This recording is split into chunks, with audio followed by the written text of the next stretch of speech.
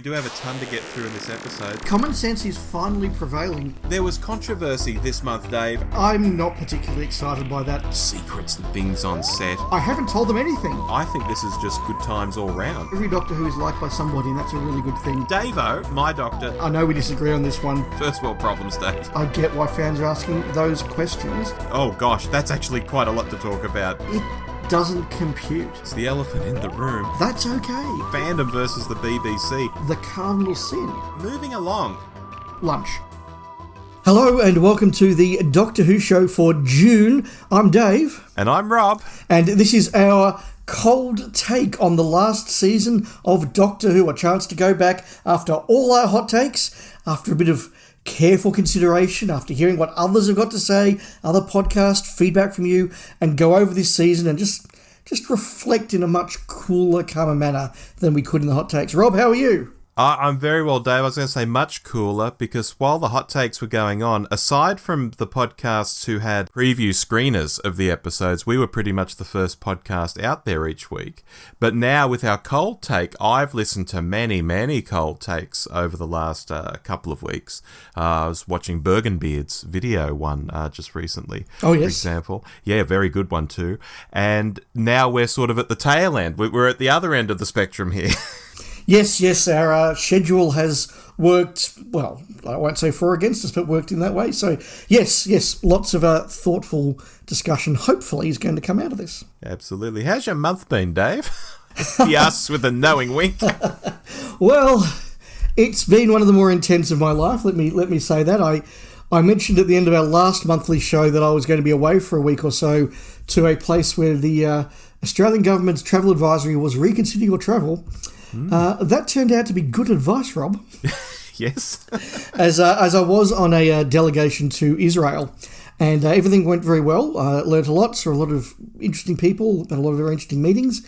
Then at 3 o'clock one morning, I was woken up by the air raid sirens to say that Israel had attacked Iran, and I spent the next 4 nights in and out of bomb shelters. Wow. Yeah, this is something, I mean, I've known a bit about this behind the scenes. This is something that the average Australian just couldn't comprehend. It really is quite extraordinary and quite different. We weren't able to get out of Israel on the flights we had booked because obviously the airspace around Israel was all shut down. Eventually, we were able to get out. I'm not going to go into detail about how. I mean, it was all legitimate, but, we don't need to go into that detail. But yes, I was trapped in Israel for several days longer than I expected, and with missile attacks happening literally over my head. So it's been a quite intense few weeks for me. Yeah, well, it's good to have you back, and we're just going to sit here tonight and talk some Doctor Who, which is a lot safer, I believe. It is. So look, thank you for that, and yes, certainly as well to the listeners who sort of follow me on social media and said nice things as well. So very good to be back. Very tired, mentally exhausted. Of course. A few sort of physical stress signs the last few days. It's not been pleasant. But, as you say, time to go and do some escapism. Yeah. Talk about a TV show called Doctor Who, about which we have some news. We do. So this was posted recently regarding CBeebies and the show. We're inviting UK producers to pitch for the opportunity to expand the Whoniverse and produce an animated series based on family favourite Doctor Who for the CBeebies channel and BBC iPlayer. The deadline for initial submissions is 10 July this year. Now, this was initially circulating around the various different social media sites by fans as this show is happening. It is coming to CBeebies and we're all very excited. But as we drilled down, it turns out that it's not actually a show yet. It's not a plan. It's really just a plan to have a plan. And before we came on, Rob, I had a chat to our mutual friend and friend of the podcast, Emmy-winning producer Dylan Rees, and said, what does this really mean? And he said, this really is just a very basic announcement to see if there's any interest out there in making a show. It doesn't mean they're going to make one. In fact, in many cases, it means they're not going to make one, but it is just a way of testing the market and seeing what's going on. You could speculate that this is a way of keeping Doctor Who in the public consciousness and making it look like this is a brand that is ongoing. It could be we get something out of this. It could be that we don't. That is all we know at this stage. Yeah, 11-minute episodes the pitch document is asking for, which I thought was interesting. I don't watch CBeebies. Maybe that's the average length of time an episode goes on CBeebies for other shows. I don't know.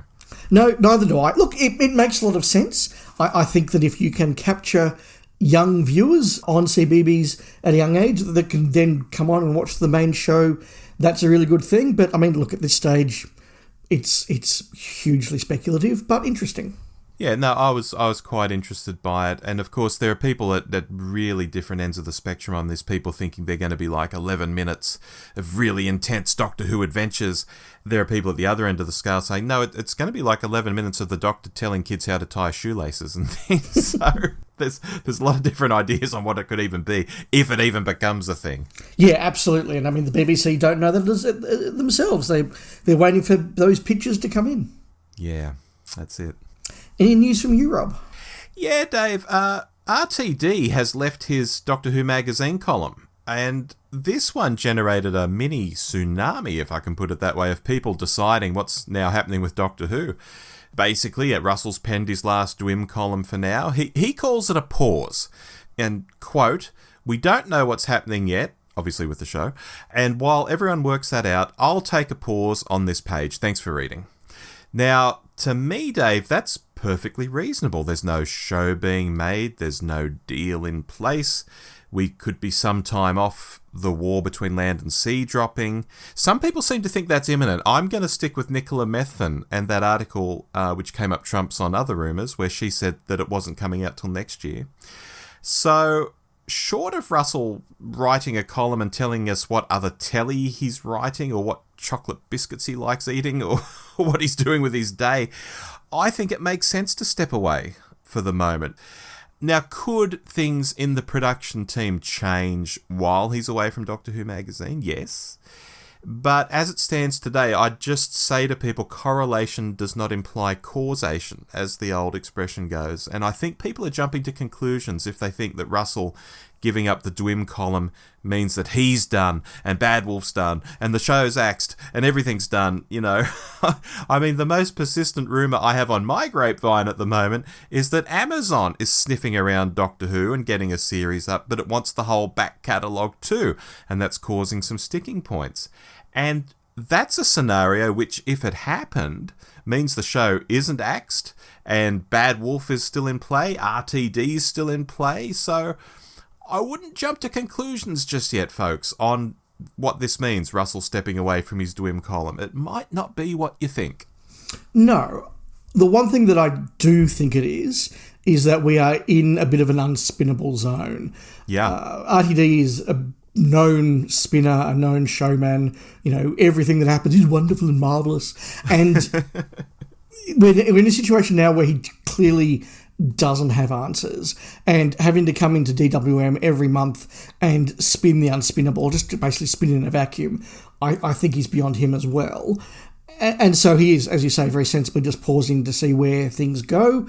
I also do wonder if there are proper negotiations happening between Bad Wolf and the BBC, between the BBC and other possible content providers like Amazon. Perhaps you don't want those discussions happening while your erstwhile showrunner is giving his views of what is happening. That might not be a good negotiation thing, but it could be just as simple as, I've got nothing to say, so I'm going to say nothing for a little while. Yeah, exactly right. I lean more towards that, yeah. Yeah, no, absolutely. So look, speculation continues. We'll talk about this more as we get into our episode, but we don't know who the next Doctor will be. We don't know the status of the Billy Piper incarnation. We don't know if and when Doctor Who's coming back. It could be that in a few months' time we'll have an announcement of a new series. It could be that we are at the start of a third great and bountiful wilderness years that could go on for 2 years, 5 years, 17 years. We do not know, so we have no news. JMS is throwing his hat into the ring again. Yes, and as always, I think I can speak for us both and say he has the unqualified support of the Doctor Who show. Yes, we're on a unity ticket there. With all of our zero influence on this decision-making process, we are firmly behind JMS. So, yeah, that'll be awesome. Absolutely. On to short topics, and I've got one. I've watched some Doctor Who this last month, Rob, when I wasn't in a fallout shelter. When missiles weren't falling when on missiles you. weren't falling. No, and when I wasn't trying to watch a few episodes of the latest series. And for our cold take, I did sit down and for no apparent reason watched The Enemy of the World over a few nights. And that was a very enjoyable experience because even though it's been now 12 years since it came back, it's still... Right? Yeah, think about it. It was, the anniversary, wow. Yeah, Yeah. it's been 12 years since it came back, but it still feels like this newly discovered, exciting piece of Doctor Who. Now, I do enjoy it. I think there's a lot of good stuff in there. Troughton is obviously really good. I don't think it's as good as a lot of fans do. Enemy of the World has two things going for it. One is obviously that it was newly discovered with very little reputation, so people were able to discover it for the first time and realise it actually was better than they thought it was because they had no thoughts. And also, if you're going back to rewatch Season 5, I do get that this is the one that is not a monster story, it's not a base under siege and all the rest of it, so it stands out as something a bit different and a bit original, and I get that. But as I was watching it, I did realise that my previous views I am standing by, in that I think that the Enemy of the World's plot is very lopsided. There are two, for me, really exciting parts of this plot, and both of them don't really get going until about the last 2 episodes out of 6. That being the group of survivors or cultists, or whatever you want to say, that Salamander has under the earth that are doing all the natural disasters for him. We don't meet them until almost the end of part 4. And we don't actually get the Doctor pretending to be Salamander until part 5. In the meantime, although we're seeing Salamander be a complete bastard, basically from episode 1, you get lots of the Doctor sitting around going, well, I don't know if he's a bastard. What if he's not a bastard? How can I trust you? Like, well, we can tell he's a bastard. We know he's a bastard. Doctor, you look stupid now. And look, I suspect that that's just a bit of 60s plotting.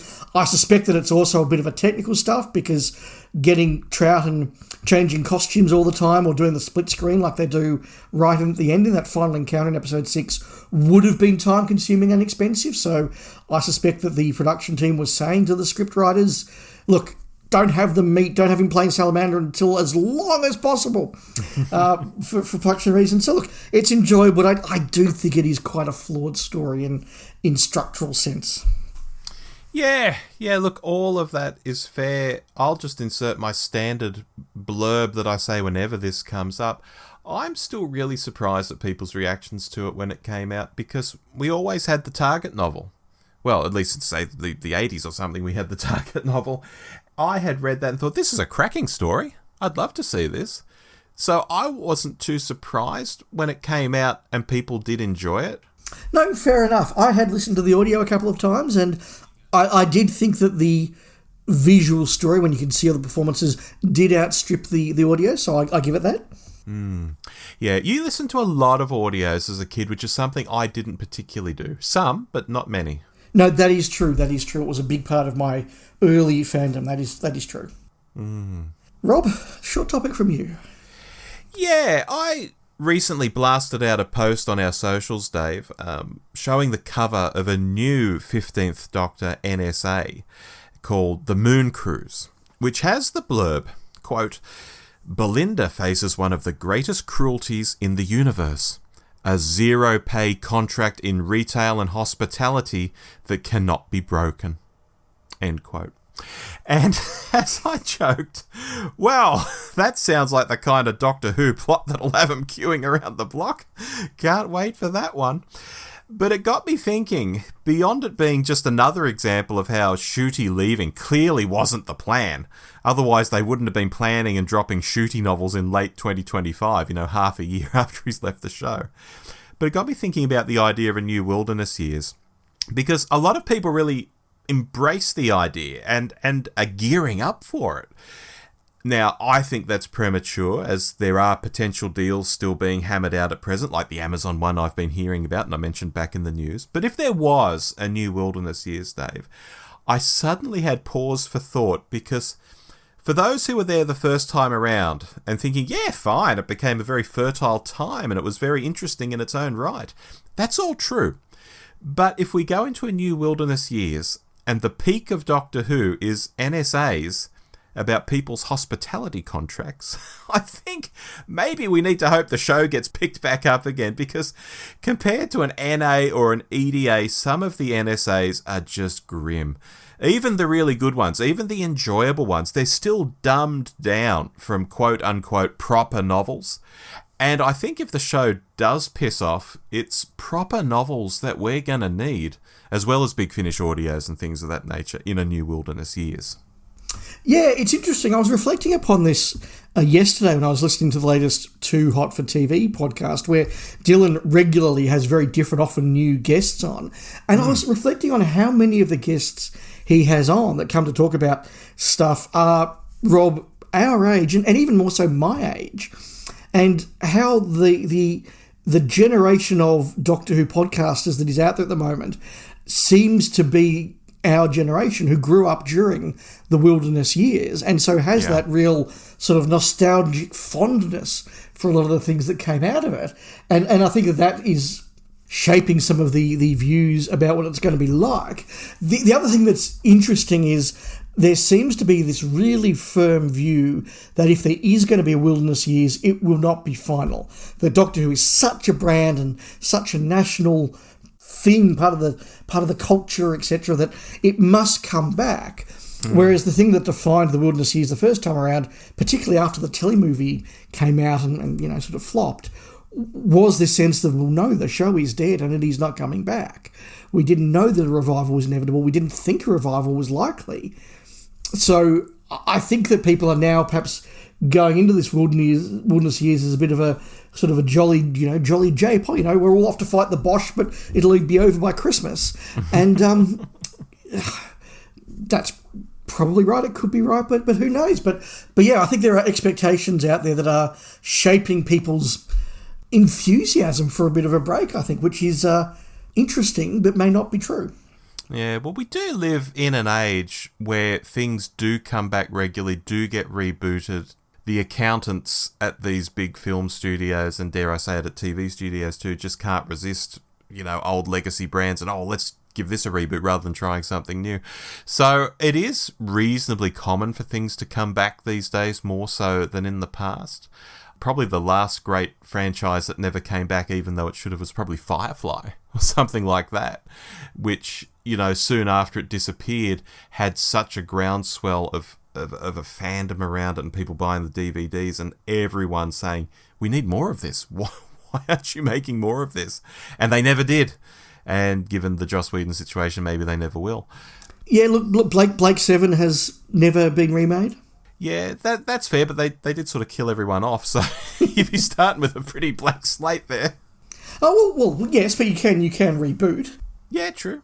Yeah, true, very true. And look, to be fair, they have tried to reboot Blake 7 in the past, once or twice that I can think of in fairly recent times. No, absolutely. And before we had the TV movie for Doctor Who, there were a number of various different producers and companies sniffing around. So, again, just because there is an interest in making Doctor Who, an interest in making Blake 7, doesn't necessarily mean that you can get all the ducks to line up and actually get the funding to produce something. So, look, I think that Doctor Who will come back. It could be that Doctor Who comes back in a year's time and we're all going to look very foolish. But, yes, I don't think it is as inevitable.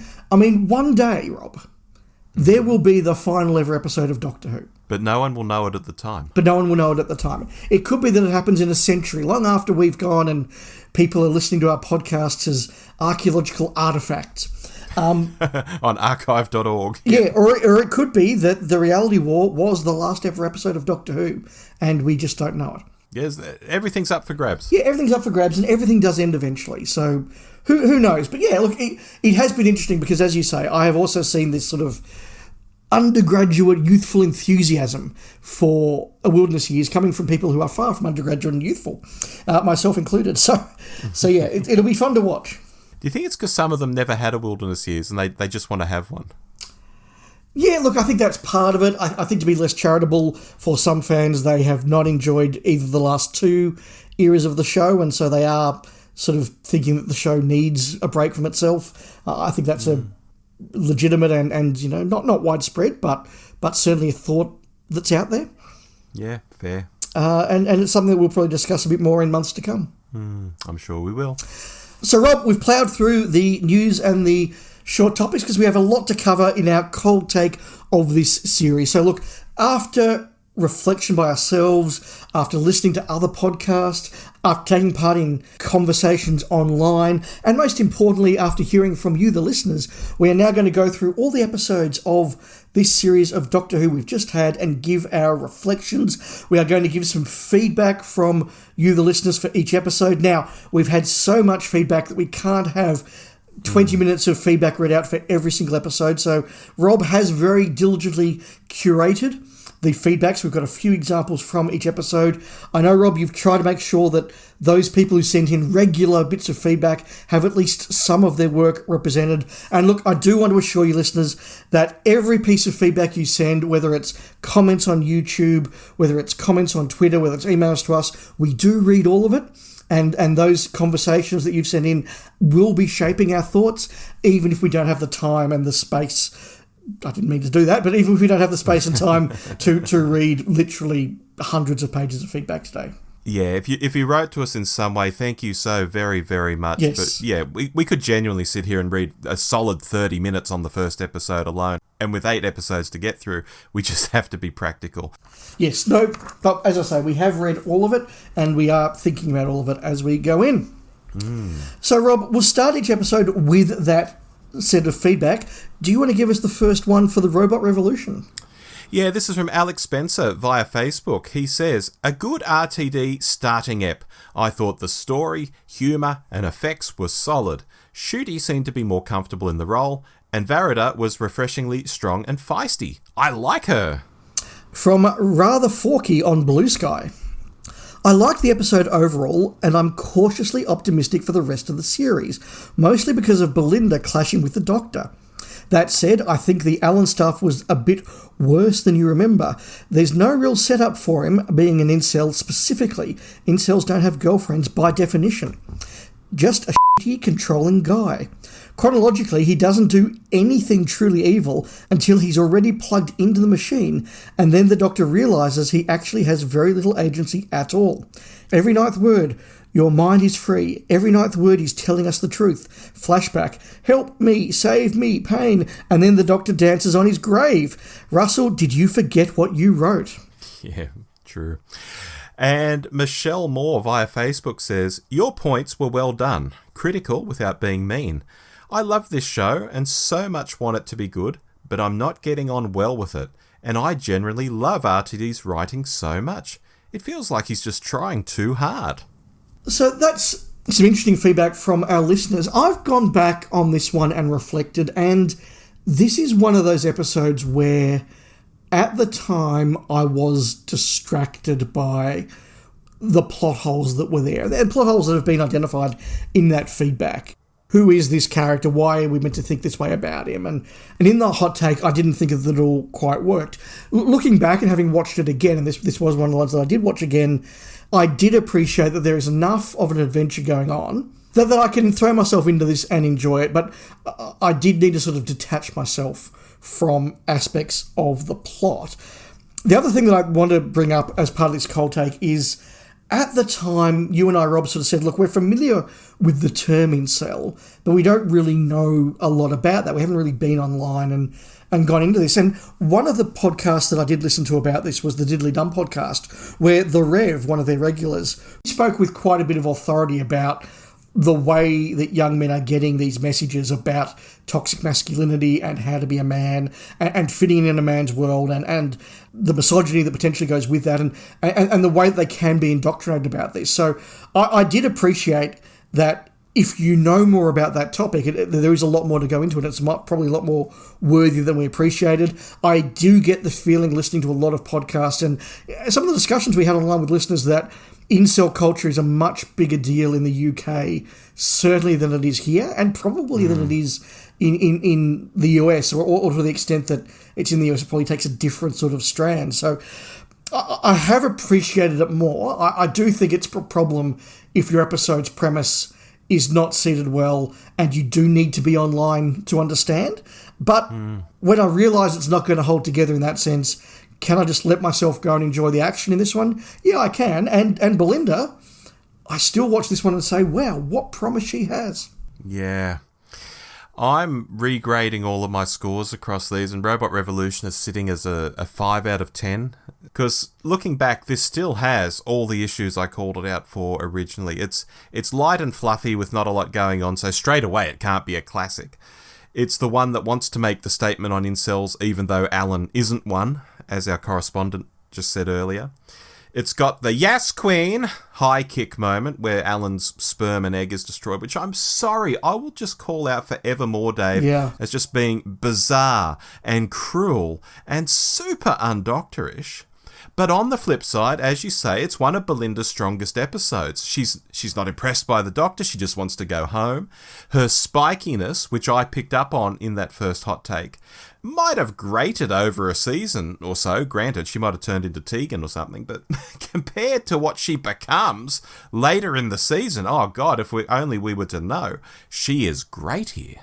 Yeah, one of the things that's going to happen a lot over the course of this episode of the podcast is that the reality war and the behind-the-scenes stuff that clearly went down to change that ending of the season is going to start reaching back through the season and influencing our comments. And this is the whole point. I mean, we're now talking with the benefit of hindsight. And I still watch this episode and say that Belinda has the promise to be one of the best great companions. She has character, she's feisty, she has an unusual, different sort of relationship with the Doctor. And it's almost difficult to watch that back and say that knowing just how much that isn't going to come good. Yeah, I can't take credit for this, but I saw someone recently say, there was the promo poster, "Get her home." And now that we've seen that final episode, forevermore, what that poster is really saying is, get her home to look after the kid. Wow. Well, it's true, isn't it? Yeah, no, it is. I'm just sort of, wow. Yeah, absolutely. It's just... Anyway. Yeah. We're jumping ahead a bit there, but I just thought I'd throw that in. Yeah, no, look, my regrade for this is a B. It is deeply flawed. It has a lot of problems, but I'm willing to roll with it as entertainment on the cold watch. This is the nature of hot takes. You're looking for the plot holes. You're looking for everything that's going on. What happens here? How does this work? And your mind sort of works over time, switching off a bit and watching it. Yeah, it's a B. It's fine. Yeah, okay. I will keep us going with episode 2, which is Lux. Mm-hmm. Now, Maria from the Big Blue Box podcast says via X, good episode, but the scenes with the Doctor Who fans broke the spell of 1952. 4 minutes to have a dig was a waste of a limited time. King Hercules 21 via YouTube says, glad you enjoyed it. I did too. We share many criticisms. I couldn't help but notice the similarities to the Idiot's Lantern, the time period, the villain from a TV wanting to feed, the caretaker named Pie, sounds like Magpie, being forced to help the villain, the lineup of faces trapped in a box. Just some interesting observations. I interpreted Lux's 3D form as a subtle jab at the notion of live action being an upgrade to animation, which the 3D form is ironically still a form of animation, of course. I was so here for that. Love the 1930s hand-drawn villain. Such a fun idea. And Cybermat Strikes via YouTube said, I enjoyed the episode overall too. I'm not a fan of the whole Pantheon of Gods thing, but I'll take this episode for what it is. I like the fact that the episode took time to build up the world. Regrading this, Dave, I'm giving Lux a 7 out of 10. And I'm still more disposed to this one than not. 7 out of 10 feels right. It feels to me on the whole like a good Doctor Who adventure of the week. We go to an interesting place in time, something spooky, something scary is going on, and the team investigates. There's not a cast of thousands or any zooming around the world like a James Bond movie with exotic locations written in a huge script across the screen every time we go to a new one. Most of it just happens inside the theatre, and I guess the budget save there goes to the very impressive animation and CG for Lux itself. I don't even mind the Doctor Who fans bit that Maria brought up. It's very meta, sure, and it's not needed. Completely agree with our correspondent there. But Doctor Who can get away with that sort of thing more so than many other shows, and I think it did get away with it there. still rate this one very well. One of the key takeaways I've had from Series 2 of RTD2 is that I did enjoy it significantly more than the previous season. I think that where Season 1 had a number of duds, its first couple of episodes, its last couple of episodes both stand out in that category. There was nothing here, with one exception in hindsight, that I really disliked on viewing. I think there are a number of episodes that were doing really good Doctor Who as Doctor Who in 2025 is. And I think Lux is one of the examples of that. This is Doctor Who being Doctor Who for 2025 and doing it really, really well. I think that this is probably Gatwa and Sethu's best performances each in the season, and I think the one where they work best together, which is perhaps disappointing given it's their second episode. You would think they would build from here, but no, I think this is the peak, which is a problem I'll be talking about later on. I think that the villain is different and interesting. I think it's got some good creepy moments. It actually looks good. You can see the money on screen for once. It's doing 1950s America, which I love. It's got the little homily about racism, which works really well for the show. Now, do I think that there are some cheats in here? Sure. Do I think it's a bit shallow in places? Sure. But as I said, this is Doctor Who for 2025. That is where the show is. It is easy, simple, primetime family viewing, and this did it very, very well. I'm sticking with an A. And I must admit, until I read the feedback that you put together this afternoon, Rob, I'd completely forgotten about that scene with the fans. Wow, okay. Because that was a big talking point amongst fandom, funnily enough. It was, but when I look back and go, I enjoyed that adventure, I think about the adventure, not the little sort of side plot. Just while you were talking, you said this is the peak of Ncuti and Varida. I was thinking, no, bullshit, Dave, that can't be right. And I'm just flicking down. I'm thinking, yeah, in The Well, they're not quite the same. Lucky Day, they're not in it. Story in the Engine, they're split up. Interstellar Song Contest, they're split up. Oh, God, and then we're into the finale. Yes, Dave, you're quite right. This is their peak.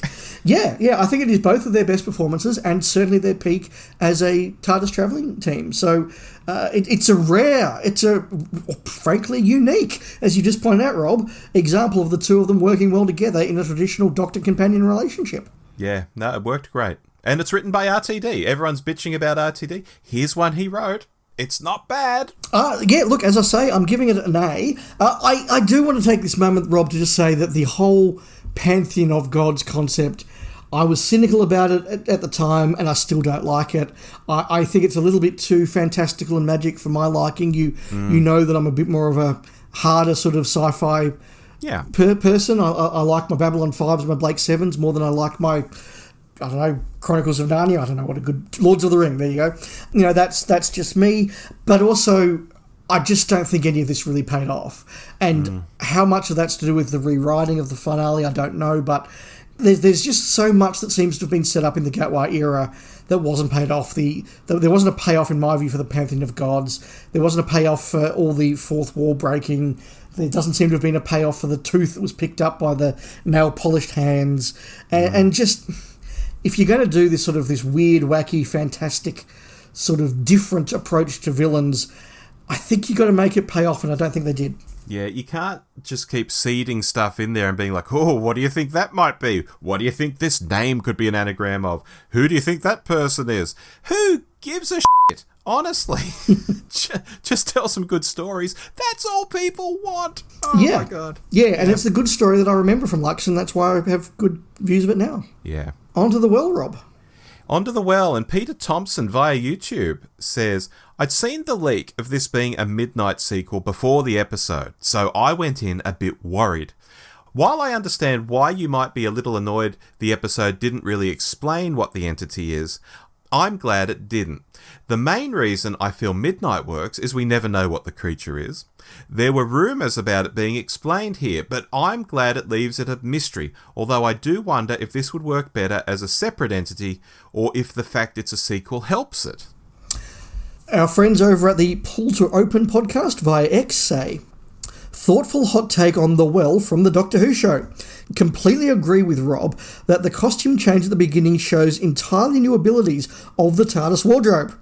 As for Alice not alerting them, my headcanon on that is that she was just scared. She knew the creature was attached to her, and though she had worked out some of the rules, who knew what it would do to her if she started talking? Agree, however, this would have been helped with a line, not unlike the wardrobe scene. And Stephen Godfrey via Facebook says, what a great episode. This is one I can say I actually loved. Maybe RTD needed a co-writer to help with such great suspense. The connection is mind-blowing. And I'll just jump in there, Dave, and say, yes, this is an RTD with Sharma, Angel, Walfall as the writers. And I think Sharma was probably the writer, and then RTD came in and did a bit of an edit. And inserted the Midnight sequel, I think, is the theory. Yeah. Look, I think this is the other clear example in the season of Doctor Who doing 2025 Doctor Who really well. Mm-hmm. Does it have plot faults? Yeah, it does. But is it a good, fun adventure? Yeah, it is. And the more I look back on it, the more I appreciate that. In reference to Peter Thompson's comment, I don't think we were upset that they didn't explain what the monster was. I think our conversation was more about, if you're going to bring a monster back, then give it a bit more depth, give it a bit more dimension. You know, tell us some more about it rather than just being a mystery again, particularly when you're changing its raison d'etre or its modus operandi. So, but I take what you're saying on board, Peter. Does it all add up quite right? Does it need to be a Midnight sequel? No, probably not. I think it probably doesn't work that well as a Midnight sequel. In fact, it feels a little forced. And there was a lot of debate I heard on podcasts about that point. But if you're a viewer tuning in wanting to be entertained for 40-odd minutes, this was very entertaining for 40-odd minutes, and I'm giving it an A-. I could almost give it an A, but then I wouldn't be able to say Lux was my favourite. Yeah, not very fair. I'm rescoring it as an 8 out of 10, and it's my high point for the season. Spoilers. Yep. We hit this episode, Dave. I was like, wee, this season's cooking with gas. You know, we had the silly opener, but last week with Lux and then this week with this one were very solid. Not perfect, but very solid. Probably the thing I liked least about this episode was the whole, this is the same planet as Midnight thing, you know, being shoehorned in. As you've said, I bet that wasn't the writer's original intention before RTD dived in. That, to me, was unnecessary. It was cheesy. It was very jangling keys and member berries. Why go there? Honestly, why? But broadly, getting beyond that, great. We're doing sci-fi. We're doing horrific deaths. We're on the right path as to what I think most Doctor Who fans want most of the time. You know, something creepy. So, not perfect, but very good. It's my highlight of the season here. Yeah, and I think it's really telling that 3 episodes into the last series, we were very doubtful about where it was going, and yes, you know, it wasn't going in necessarily great places. I mean, there were some Space Babies and Devil's Court were woeful. Like, they were bad. Bloody awful. Yeah, and yet, as you say, we've had 2 really smashing episodes in the top 3. I mean, you know, let's be honest. My favourite of the season and your favourite of the season, and probably each other's second favourites of the season, have been in this opening trilogy. So it's in a really good place in that sense. And I think it is a strength, obviously, that it starts so well. But the fact that we have identified both of our favourites in the first 3 episodes, we've both identified that the story that works for the TARDIS team best is in the first 3 episodes. I've certainly said that each of the main cast had their best episode in the first 3 episodes. Is maybe a bit of a warning sign in hindsight that this was a series that perhaps started off really well. They knew what they were doing it well, and started to go off the rails for whatever reasons, finally culminating in the need to rewrite heavily and refilm the final episode. I don't know how much turbulence there was. I don't know how much the decision of Gatwa to leave was made beforehand. But I do get the feeling that this season started how they wanted it and then started to wander off track a bit. It's such a shame that, you know, back in the first RTD era, he was having those regular emails with the fella from Dwim. What's his name? Is it Benjamin Cook? Don't know. And it became the Writer's Tale book, which is basically emails from RTD talking about what he's doing and how he's feeling about stuff. And oh my God, the Writer's Tale book about this season, if one existed, would be incredible reading. But sadly, it doesn't exist. Yeah, no. So yeah, look, an A- from me. 2 really solid adventures that I think are modern Doctor Who done really well. Yeah, agree. Going into the perhaps more controversial Lucky Day. And Martin Oates says via X, I thought the story was okay and on the whole well executed, but why the hell was it minus the Doctor and Belinda? Crazy approach when they are only 8-episode seasons. Yeah. Richard via email says, decent enough, but personally not my thing. I'm surprised more people haven't picked up on the major plot hole. How did Conrad and his friend get enough bandwidth to live stream the reveal in a small Welsh village? I live in the UK countryside and most of the time you can barely get enough signal to squeeze a text through. Dylan Mooney via YouTube. So true, Ruby on the podcast rang untrue, clunky dialogue and an uninteresting dating plotline. A mismatch of objectives and a very muddled episode. Interesting discussion, thanks. Yeah. Lucky Day, I'm sitting on a 7 out of 10 at, which is a slight slip backwards with this ep from the previous episode. There were things that annoyed me. Dylan's note there reminds me of how unrealistic I found it that Ruby would be working for UNIT. A place you've probably signed the Official Secrets Act, at the very least. Yet she goes on a podcast and starts talking UNIT stuff to the world. How they operate, what's happening, aliens are real, all of that stuff. On our hot take, I gave a much more realistic way to get her and Conrad together without her being on the podcast. And yes, I also, to go to another correspondent there, I do query the sense in having a Doctor and Companion light episode in an 8-episode season. But we did it in season 1, so we have to do it again in this OCD-like cut and paste of season 2. All of that aside, it was still watchable and interesting. 7 out of 10 feels right for it for me. Yeah. I think there are moments in this episode that do stand up well, most of them in the first third. I think the setting up of what's going on, working out who Conrad was, that shift in tone from him dating Ruby to manipulating Ruby to betraying Ruby was very effectively done. There's some good stuff in here, and the twist of the guys in rubber suits actually being guys in rubber suits, did come off well. There's not nothing in this episode. But it is just a mess, and it does rely, the more I thought about this as I went on, it does rely on all our regulars being stupid. Yeah. It relies on UNIT not doing the most basic of background checks on somebody who can work not only in UNIT headquarters but in the UNIT control room. It relies on Ruby, who is apparently Googling this guy that she wants to date enough to find topless pictures of him, but can't find that he's got a podcast with millions of listeners around the world. And then, it never really resolves. And we gave it the benefit of the doubt, Rob, in a hot take and said, oh, look, it seems like he's coming back. Maybe they'll resolve it. We know, no, they didn't. It doesn't resolve whether Conrad is a grifter who knows it's all true but wants to make money, or he genuinely is cynical because he's seen the TARDIS dematerialise, he's seen stuff happen, and there seem to be moments where he does think that it's real and he's a grifter, but there are other moments where he does believe it, and then he's just an angry man, and his motivation just sort of moves all over the place. UNIT's motivation just shifts all over the place, and in the end they're just randomly arresting people for having a go at them, which just makes them look like the bad guys. So whilst there's a decent central performance, and now that I've seen Conrad across the episodes, I do think the actor's performance is really good. There are good moments, but this is a mess. Yeah. Oh, yeah. I don't rate it as much as The Well, but this is one of these episodes where I can see what the writer is trying to do, and I give it the benefit of the doubt.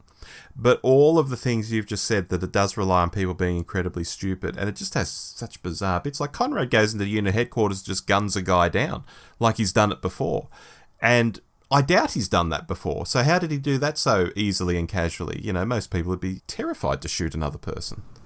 Yeah, it does have those problems. And I think, Rob, this is also a good chance just to sort of break off into a little sidebar and talk about one of the big, I was going to say issues, but I don't want to sound pejorative straight off the bat. One of the big aspects, perhaps, of this season and all of RTD's second era is this seeding of RTD's politics through it. Yeah. I put up on X a little while ago a quote from Invasion of the Dinosaurs, which sums up sort of where I'm feeling. This is the scene where Sarah's confronting one of the people on the fake spaceship, and the leader there, Ruth, says, "People on Earth were allowed to choose, and see what kind of a world they made. Moral degradation, permissiveness, usury, cheating, lying, cruelty." To which Sarah replies, there's also a lot of love and kindness and honesty. You've got a warped view of things. And I really, watching this season, started to feel like Sarah. RTD is clearly a very angry individual. And we know from his personal life he's been through a lot of pain in the last 10 years or so. And I get why he's angry at the world. But he is also adopting this very online us versus them, goodies versus baddies. If you don't agree with me, you're a terrorist and you're bad and you're awful sort of attitude. And look, I have a very positive view about the world. I think that the arc of humanity is one that is always getting better. Now, it doesn't work in a consistent manner. Improvements in humanity are generally 2 steps forward, 1 step back. And yes, in the 2020s, there are a number of ways in which we're going backwards in a way. We haven't worked out how to harness mass communication without massive disinformation and giving platforms to toxic views that lead to toxic politics. We haven't, we've got the rise of the dictators in your Russias and your Chinas and the like. It's not a great decade, I get that, but I still think that there is so much good in this world and that humanity can do so well that RTD's view that the world and the internet particularly seems to be just full of people out to get him and lots of bad people just being bad isn't one that resonates with me, and I don't like the way it's seeded into the show. And there was a discussion online where somebody said, and I honestly tried to find the quote and I couldn't, so I apologise to whoever it was, but they said that their feeling is that rather than trying to encourage us to reflect and adopt new and better views, the show is putting a view and challenging us to reject it. And I think that sort of confrontational approach doesn't quite work. I'm going to draw some comparisons in a moment, Robert. Your thoughts on that part of my little homily? Yeah, I genuinely think Russell thinks the way he thinks about topics and the things he believes are what the Doctor Who fandom, in quotation marks, believe too. I think he really thinks he's got the Doctor Who fandom behind him. And I don't think that's the case. I think Doctor Who fandom, like most areas of life, is a very broad church. There's plenty of people who are like, I have no idea what this dude's trip is. I don't get this. So to them it is confrontational, but I'm not sure he's maybe trying to be confrontational. I think he does think that Doctor Who fans are all of a like mind with him. Yeah, maybe he does. I certainly think that he thinks he's right. There is that. Yeah, and I'm not saying necessarily his views are wrong. I mean, I'm not going to start picking through his views and go, well, he's right on that, I agree with that. I don't quite agree. I'm not going to do that. It's not so much about the views as it is to me about the very direct and blunt instrument nature in which he tries to project them. And Lucky Day's the episode where I've decided to bring that up because I think this is the one where you do just sort of get a perhaps worthy episode where you're just being bonk, bonk, bonk on the head with the message. People online are bad. People are evil. People online are bad. Men are bad. It's just sort of very like that. And ironically, though, it's not an RTD episode. No, but his fingerprints are all over it. Sure. And it is thematic of the era. And I do want to contrast it with something like The Green Death, where you look at the journey the Brigadier goes on in The Green Death, and by this stage the Brigadier is very much, second only to the Doctor in terms of an authority figure that the audience knows and trusts. And the start of the episode has the Brigadier saying, well, hang on, I get what you're saying, Miss Grant, about ecology and all the rest of it, but we do need cheap petrol, we need lots of it.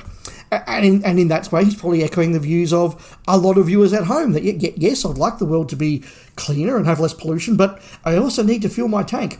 And it's very, very realistic. And you then go through an evolution with the Brigadier where he is quite cynical of the Nut Hutch and sort of sees them as a bunch of crazy hippies who've dropped out, but then he has dinner with them and he talks to them and he realises that actually they're very intelligent, well-meaning people who are doing very clever and innovative things to make the world a better place. And by the end of it, he's the one announcing that these guys at the Nut Hutch are getting a big grant from the UN to go and do more about that. So you see the Brigadier enticed in a very gentle way on a journey, and in a show where the message is not ban all pollution, ban all petrol. It's a show where you say when you take literally the humanity out of capitalism and out of commercial enterprise, and you have in this case, boss representing as a computer that soulless just slavery to profits rather than creating profits in a a world that exists within a community, within a society, you lose track of yourself, and that's really important. And even as I was driving home today,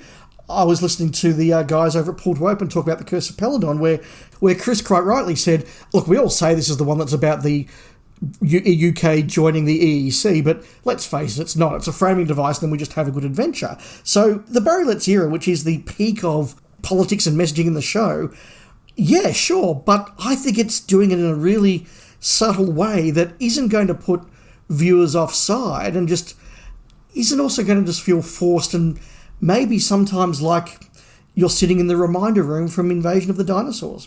Yeah, it's the way the messaging's done, without doubt. And I would just cap this off by saying the reason Star Wars succeeded in 1977, one of the reasons Star Wars succeeded, I mean, there's a lot of reasons it succeeded. It had great soundtrack, it had wonderful special effects, for example. Yes, I know all of that. But one of the reasons Star Wars succeeded was it had a positive message. The US had come out of Vietnam, and not in a good way. Cinema in general had a lot of violence and anti-heroes and stuff like that going on. And in Star Wars, you had this space fantasy, you had Luke Skywalker winning the day, you had a big medal ceremony at the end. It was uplifting and positive, and people really reacted to that. And I think a smart Doctor Who showrunner might look at the world today, and rather than just indulging all their own feelings on things, could write something very positive, and I think people would react to that very nicely. Yeah, I think that's true. It's not about Doctor Who being apolitical, but it is first and foremost about having good, fun stories that you can enjoy, and then if you want to weave a nice little bit of messaging through it, that's fantastic, but that's got to be secondary to just having a good adventure. And I think that my final comment on Lucky Day is that the more I think about it, the more I think the big plot holes and the plot twists that just fail to work are there because they have massaged the plot to serve the writer's intended message rather than the other way around, and that always sets you up for failure. Yep, well said. Anyway, enough on that one. Time to move on to our next episode. Rob, will you kick us off with the story and the engine? Yes, I've got Explosive Action via YouTube, and they say, I was really disengaged by this one. The magic barber's chair that's fueled by fables, giant space spiders for reasons, ineffectual gods that on paper are the most sinister thing ever, but everyone just hugs at the end. I just didn't care, I guess. I'll always take a classic Doctor Who montage reel, though. Fair enough. Lydia Amisha Gavelli via Facebook says, it wasn't as rubbish as most, still a long way to go with the writing talent pool though.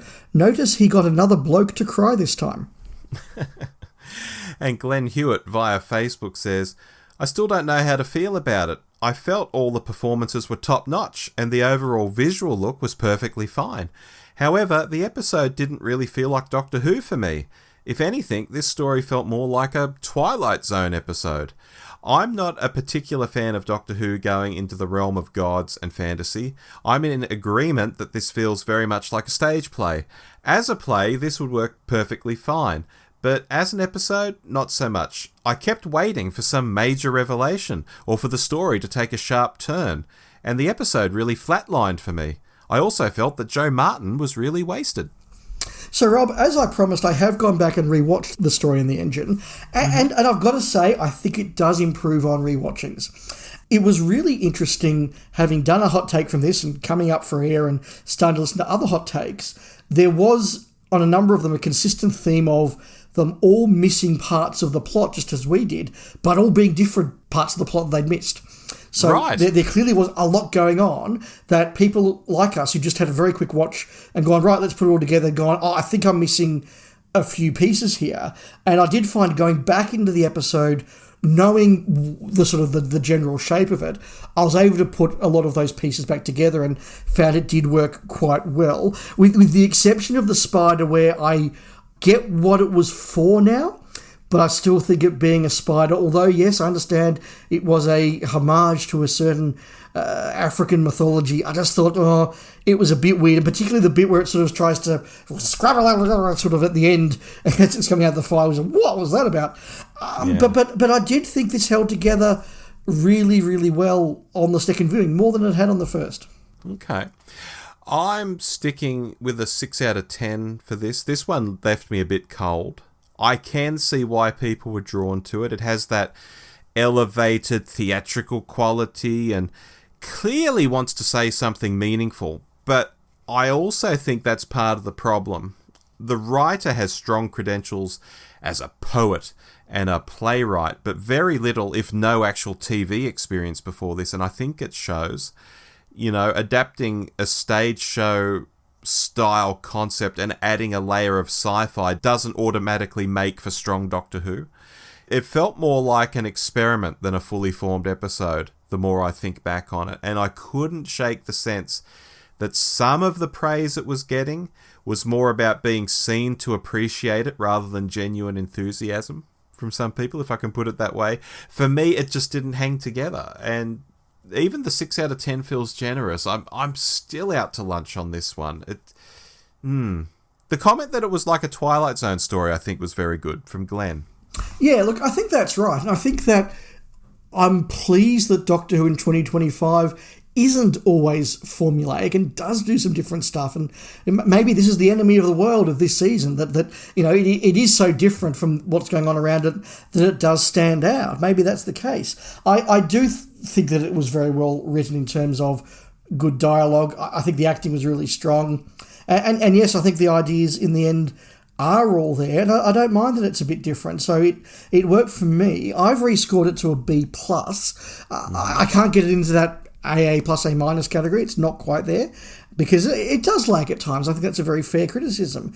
But I think it is one that is going to age well. Would this be more excusable in a 13-part season? Oh, totally. And in fact, I'd want a couple more like this in a 13-part season where you've got the time to do different things. Yeah, that's fair. Now, Rob, a bit of a sidebar I want to have for this one. I've just called the Where is Belinda sidebar. Because I think this is the point in the season where we really started to appreciate, and even more so with the hindsight of seeing the whole thing, that they just didn't quite know what to do with Belinda. And as I characterised in one of the hot takes, in a number of episodes, Belinda just feels like Jamie in the Moonbase. She's put there, sort of, you know, put out of the plot, knocked unconscious, or occasionally just pops in to go, I'm a nurse. And that's the limit of her character. And I don't know whether it's because Millie Gibson walked, was pushed out, whether there was this plan always to have Millie leave at the end of Series 1 but come back for cameos on a semi-regular basis. But it really does feel as though there is a big Millie Gibson-sized hole in RTD's heart when he's writing Series 2, and he's just using Verada Sethu to fill that hole for those moments when he can't get Millie back. She really feels like just the second fiddle here, which is a really, really big shame because I think she is by far, Rob, the more interesting of those two companions, or at least have the potential to be. Oh, the potential, absolutely. But as for what we got on screen, I think Millie gets the chocolates. You know, even just thinking forward to the finale. I think who was probably the most interesting character in it? Probably Millie Gibson. Yeah. But that's skipping ahead. Look, completely agree. This was the one where it was like, Verada, stay in the TARDIS for a bit, and then, Verada do a corny sort of scene walking through the street market, and, Verada, now you're here in the barbershop. Okay, I guess you're here.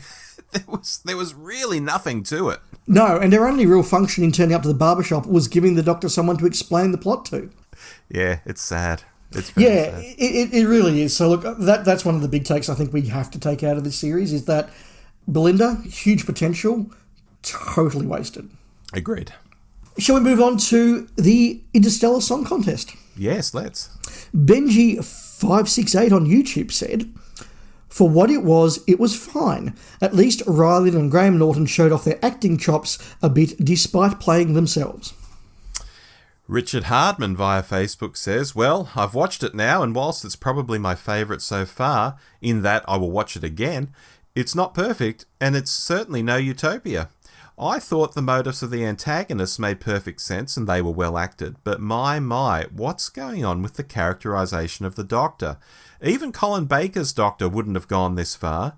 I thought he was supposed to be healed because of this bi-generation. Belinda, where do I start? I like the actress, but there is nothing to this character.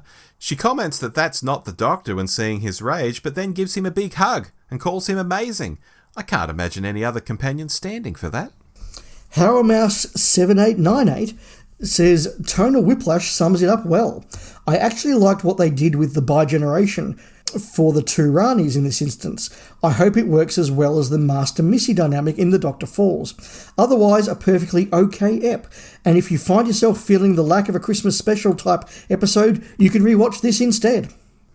Interesting. This is one I'm giving 7 out of 10 to in hindsight. And I think we took a step in the right direction with this one. Dave, we'd seen this promoed ahead of time, and while the setting felt it was going to be playing into a really campy Eurovision vibe, which would definitely appeal to some parts of the fanbase, Doctor Who's appeal is very broad. It's the broad church I was mentioning earlier, and I was so glad that this episode didn't lean too hard into just that. There was plenty of other stuff going on, and overall, I think it worked well. That said, it marked the 3rd episode in a row, we have to talk about it, where Belinda was pretty underused. You know, after Lucky Day and Story in the Engine, she's mostly just wandering hallways here. So that's 3 strong Belinda episodes and 3 where she fades into the background. You sit here wondering, well, what's the future going to hold? You know, that's a 50-50 for Belinda so far. Where's it going to go? And it's extraordinary that it's not her early episodes that are weaker, and then they've got better as they've got to know the actress and the character. She starts off well and then just sort of just vanishes. Yeah, it's so strange. Yeah.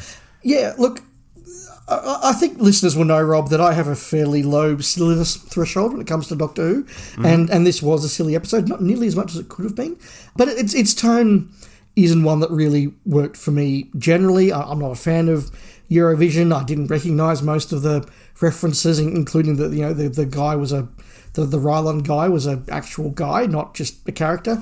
It had some really weird tonal whiplash that I discussed the last time. But look, I've got a bit of a soapbox to go on with this one, Rob. So any other general comments before I go there? No, I'm good. I want to see you up on that soapbox, Dave. Yeah. So look, listeners, bear with me. I'm going to try and make a few comments. I'm going to try and be as reasonable as I can across the whole thing. So please bear with me. But when we watched this episode initially, Rob and I was sort of like, we can see that the writer and the production team are trying to make some points, but we're not really quite sure where they're going. And we thought maybe there's a sort of an Israel-Gaza thing in there, but I'm not really quite sure how that would work and all the rest of it. And maybe we're just sort of missing the point. And then as I listened to other podcasts, several of them did say, well, yes, this is clearly about Israel and Gaza. I'm like, well, okay. And then it was I'll Explain Later, who know a lot more about Eurovision and a lot of the lore and the background of it that explained, well, actually, no, this is very clearly about Israel and Gaza. And they talked about how the sponsor of the Interstellar Song Contest is reflective of Moroccan Oil, which is an Israeli company whose sponsorship of Eurovision is controversial, etc., etc., and therefore the occupied, in their sense, word planet is meant to be Gaza and yada, yada, yada. And that, to me, rang a number of alarm bells because, I'll say this up front, I don't think that the show, particularly written and produced by RTD as it is at the moment, is remotely capable of going there and talking about that. Let me start at a very high level. By complete coincidence, 10 days before we recorded this, I was at the sites of the October 7 massacres. I visited Kibbutz Be'eri, where people were slaughtered in their houses, and more particularly, I have visited the site of the Nova Music Festival, where over 400 people, predominantly young people, were massacred in a terrorist act. And when I realised that this Doctor Who story, the central premise is a terrorist trying to commit mass murder at a music festival, I just thought this is incredibly tasteless and incredibly foolish because Doctor Who just shouldn't be going there on something that is so difficult and so complex.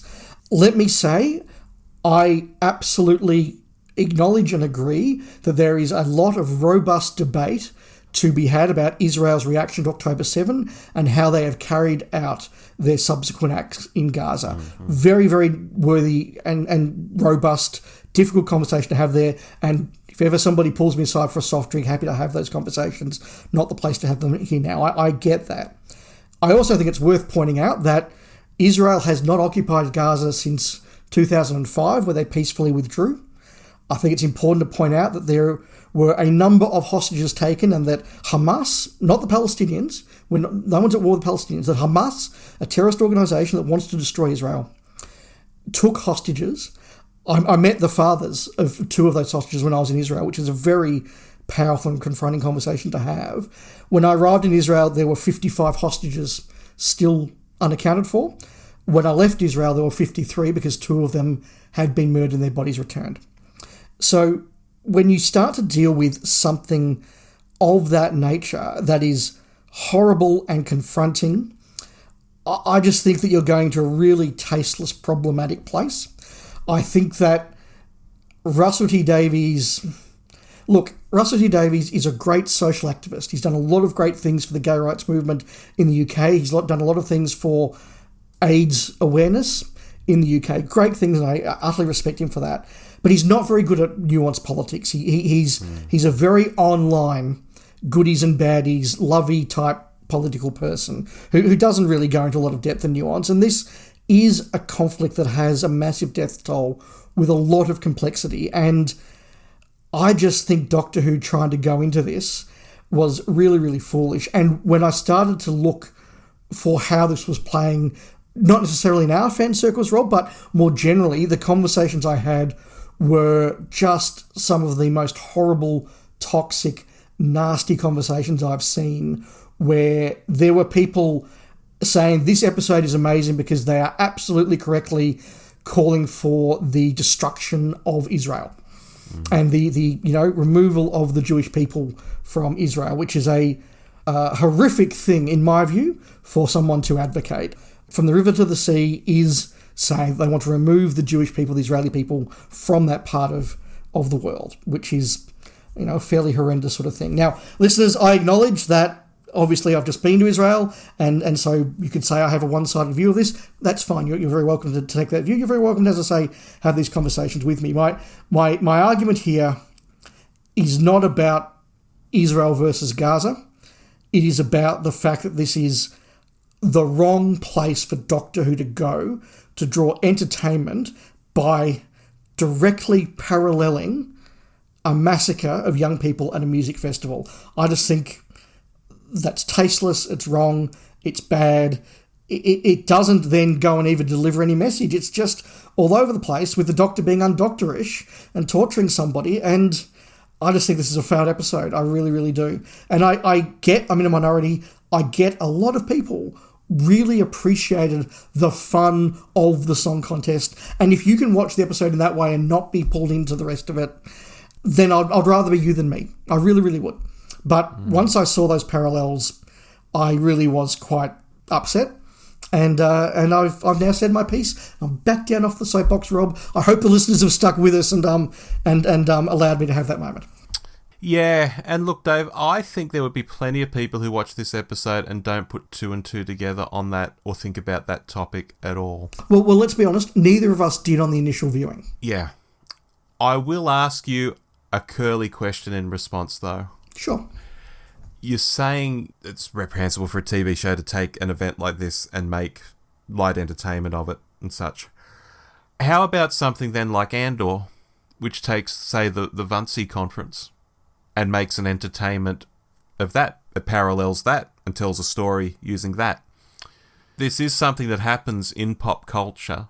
Is it just the amount of time that's gone by between events that makes it okay, or is it something else? Yeah, that's not a curly question at all, Rob. I think that's a very fair question. It's one that I've wrestled with as well when I was preparing my notes for this and trying to work out where I sat as well. Look, it is partly a passage of time thing. That's absolutely the case. But I think the really important point here is that this is not just a recent event. This is an ongoing event. At the time that we are recording, there are 53 people who are still hostages, held by a terrorist organisation.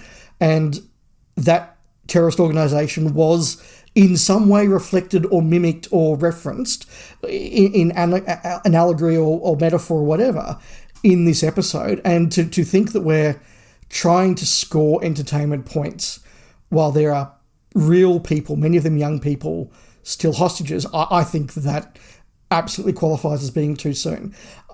I acknowledge that there is absolutely an argument, a counter-argument that says that now is exactly the time to have these conversations. That's a very fair argument, and I would respect that if somebody wanted to make it. It's not the one that I landed on. Yeah, I'll just add, we've come a long way since Robot of Sherwood, where it was like, quick, we've got to edit this episode because a dude gets his head cut off because ISIS is cutting off people's heads on the other side of the world this week. Yeah. Yeah, no, good point. So look, I've said what I have to say. I have problems with this episode. Very fair. Shall we move on?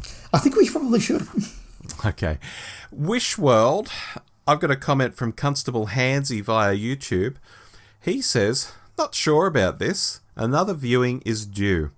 How RTD is going to tie all this up next week, ... It will either be thrilling and a success, or it will blow. Ncuti deserves better scripts to the ones he's had to work with. I hope we get another season of his Doctor, preferably with a new showrunner. It would be interesting to see how much of a change at the top would make to the Doctor. Mike Solko via Facebook says, didn't Rogue making the Doctor doubt just make things worse? I appreciated that Conrad's perfect world clearly had no place for certain folks, viewed as less than or deviant. Heavy-handed? Sure. Timely? Absolutely. I'm quitting Doctor Who if Poppy doesn't get a cat by the end of next week. And Blaine Coughlin via Facebook says, I thought the Rani's Flash Gordon space bike was magnificent. I'd like to see Time and the Rani with, instead of walking across the surface of Lakersha on foot, Kate O'Mara and Sylvester McCoy travelling back and forth by these space bikes instead. And whose genius idea was it to foreshadow the return of the Rani, a character who previously dressed up as Mel, with Mrs. Flood also dressing up as companions like Clara and Romana? Very true. Rob, when I was putting together my notes for Wish World this time around, I wrote down harmless. Then I thought about it some more and I wrote mostly harmless. Look, I don't think this is a great episode of Doctor Who, but I can't dislike it. I really can't. I think that it was a reasonable, wacky adventure that didn't leave a bad taste in my mouth in any way, shape or form. Was it particularly well written? No. Was it a bit weird? Yes. But it was different. It was interesting. It had me wondering what was going on. It didn't have some ridiculous cop-outs like the penultimate episode of the last series did. I think it's significantly better than that one was. I just think that, yeah, this is kind of harmless. I'm sitting on a 5 out of 10 with it. When I look back on this, I do think about the surreal world that the Doctor wakes up in with Belinda, and I think, yeah, that was neat. And I was even kicking around that idea that he could have lived on a street with a lot of old companions, and that would have been fun. And yeah, all of that's fine. I think there is some potential there. I think they could have pushed it further with an idea like that. You know, so I like all of that. But then I think of how they treat the Rani, that bizarre rogue cameo, which in hindsight now makes me think, why didn't the Doctor use his regeneration energy to save him? You know, isn't he someone he's madly in love with? But park that. It's got these bone creatures walking around. Why do we have the bone creatures? Oh, so we can shoot them Marvel style in the next episode. No other reason. And the Omega reveal and just that sheer terror that they'd muck it up like they did with Sutekh 12 months earlier. And it's like, oh God, this is an RTD finale, isn't it? So, yeah, I can only give this a 5 out of 10 in hindsight. Yeah, this is another one that, in hindsight, perhaps doesn't stand up quite as well, because we do know that the payoff isn't going to be very good. The Rani gets short shrift, although she gets a few great moments. We'll talk about that in a moment.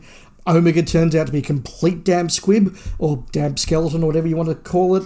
You're right, there isn't quite that payoff there. We also have Conrad as sort of a completely reinvented online baddie. He's gone from being a conspiracy theorist / anti-vaxxer to now just I don't know, just all sorts of different sort of populist alt-right type baddies who now doesn't like LGBT people and like it. And yeah, look, Mike's right. Making that point that there are people out there online who have their voices amplified by the internet who do not support equality, whether it's equality of the genders, equality for the sexualities, whatever the case may be. Yeah, that's true. But again, it does feel like RTD's just coming from this place of everyone on the internet that I don't like is evil, without subtlety, without nuance, without any thought. It's just, I'm good, they're bad, let's move on, which is a shame. Yeah, agreed.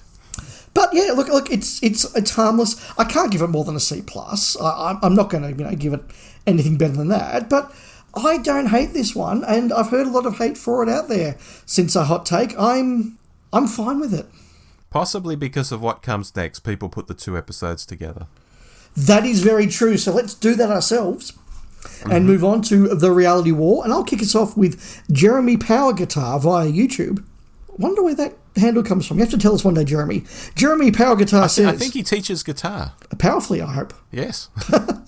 He says, bit gutted by this one. Really thought RTD2 might recapture a bit of that RTD1 spark, but nope. Just felt like a chaotic stew. All sizzle, no sausage. The Rani was good until she got gobbled by a CGI monster. All that build-up with her and Mrs. Flood just fizzled into nothing. Omega, what a waste. All that myth and weight, and he turns up just to grunt and get zapped. Couldn't believe it. Poppy didn't land for me either. No dialogue, no character. Appreciate you both as always, Rob and Dave. You've got a real knack for capturing what a lot of us long-term fans are thinking. Oh, lovely.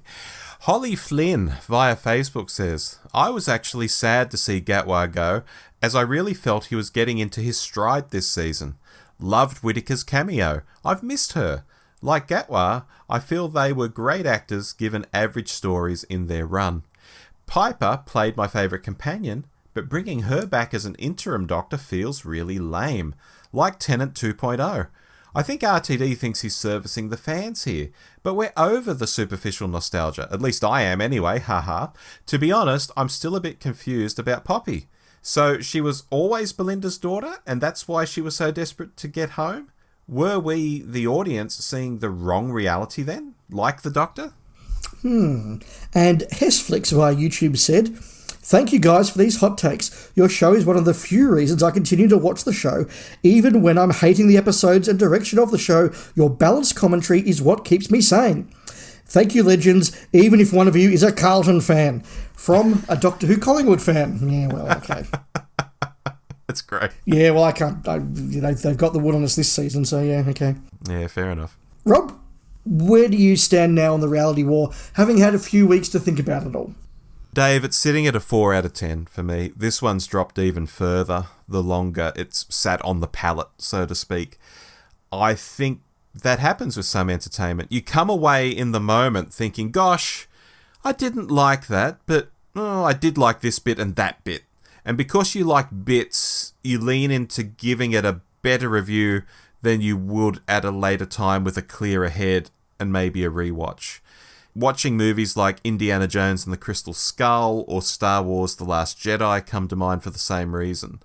You know, you watch them and you know you don't like them, but you still give them the benefit of the doubt.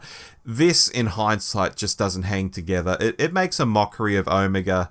It wastes a good portrayal of the Rani. I think Archie Punjabi was fantastic. And of course, the no, this is what we always intended reshot ending just kills it dead. It ruins Belinda's story. It just falls into a screaming heap. And I appreciate that maybe some of that was out of Russell's control because Ncuti was either let go of or Ncuti decided to leave the production. It's either one or the other.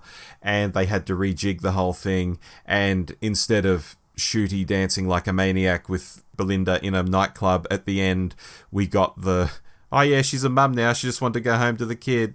Yeah. Single mum too. Yeah. Okay. Nice. Bye. Yeah. Gosh. What a of an ending. Wow. I'm going to continue one of my themes of this podcast by saying that although I didn't think the reality war was great, it was certainly better than the finale of the last season. So continues that theme of this series being better than the one a year ago. Mm-hmm. That said, that's coming off a very low bar. First half was a bit silly. And yes, there were some plot things that didn't work. And, Omega, yeah, he was a complete damn squid, completely pointless. The Rani was wasted, yes. The Doctor should beat Omega with a big guitar gun, right? Okay, maybe that's where Jeremy's power guitar came from.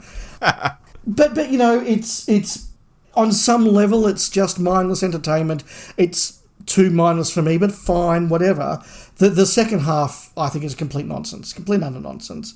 I think that Gatwa's farewell was terribly done. I agree with Jeremy that Poppy had no character, no dialogue. I just didn't give a hoot about it. I really didn't. And Belinda was wasted. So yeah, there's a lot to not like here. Was it as egregiously bad as the Sutek two-parter? No. So it's getting a D, but it is a very weak season finale. Some of that is to do with the necessary rewrites, but sorry, RTD, a lot of it isn't. Yeah, which I'll get to in my summary, I think. So, Rob, I've been saying consistently across this podcast that I have liked Series 2 quite a bit more than I've liked Series 1, with one big problem that I'm going to come to in a moment that I have decreased my liking of across the course of this season. But whilst there were wasted opportunities, pound for pound, story for story, episode for episode, I thought this was a step up. I enjoyed watching this season, more or less. Was I blown away by a lot of it? No, but there were some good stories in there. We've identified our favourites. There were some entertaining stories in there, with the exception of the one where I had personal issues with it, and we won't revisit that. I thought they were all kind of at least harmless fun. That's completely fair. I liked this season more than the previous season. I can say that, for sure. But in the end, Dave, I'm bitterly disappointed with the Gatwa era, as we can now call it. And if the production team does change, that means the RTD era too as a whole, I'm disappointed with as well, if that's over now. And listeners to this show over time will know I'm not saying that because I've been death riding RTD from the moment he was announced. Actually, far from it. I was very excited to have RTD back, if you go back and listen to those episodes. I thought his pick of Ncuti was really interesting. I wasn't a sex education viewer. I still haven't seen it, but I could see the logic. I could see what he was doing there. And if people rewind to our Church on Ruby Road episode, I was feeling Doctor vibes from the start, where he's running along that rooftop yelling to Ruby. I'm like, yeah, cool. This is like something Tennant would have done in 2006. Then he's all interested in the ropes, or was it the knots in the ropes, whatever it was. That was all very promising. I could go on, but you get my point. Yeah. I didn't approach this from this is a mistake position. I know some folk did, but I had all the goodwill in the world, and over a couple of years now, RTD has just squandered it. There were signs during the 60th that there was some strange things happening. He did some bizarre stuff then in the first season, then this season just retrod the first season, which felt incredibly lazy, like he just had a template, like, this is the episode where we do this is this, this is that. To the degree that people were saying on the eve of the finale, well, if this is like last year's, Omega will just be some silly roaring CGI thing like Sutek was last year. And so he was. Just lazy. And it's upsetting from the point of view that RTD seems to have deliberately gone out of his way to reinsert himself back in Doctor Who like he's the only man for the job. And he's just not. We had some good episodes here. I'm not blind to that. I've talked about them. I've scored them. But the overall vision, this cut and paste of Season 1 in Season 2, the way RTD's just doubled down on all these personal likes and dislikes and decided that's what the Doctor Who fandom wants, when, sorry, again, the community is a very broad church. It's all been a huge misfire for me, Dave. And yeah, I'm just disappointed by it. Not angry, just disappointed. Yeah, look, I think I'm probably feeling a bit better about it than you are, but that's a very fair summation. The thing that I have really come away with a much lowered opinion is Ncuti Gatwa's Doctor. I ended the first series with my jury very much still out. I thought he had some positive traits, some negative traits, but as this season has gone on, I've just decided he's not a Doctor that works for me. I don't think his characterisation is really that great. I think that Russell's idea of the Doctor in 2025 really is a lot closer to home than I want the Doctor to be. I think Ncuti Gatwa felt like Ncuti Gatwa, the human, not Doctor, the Time Lord.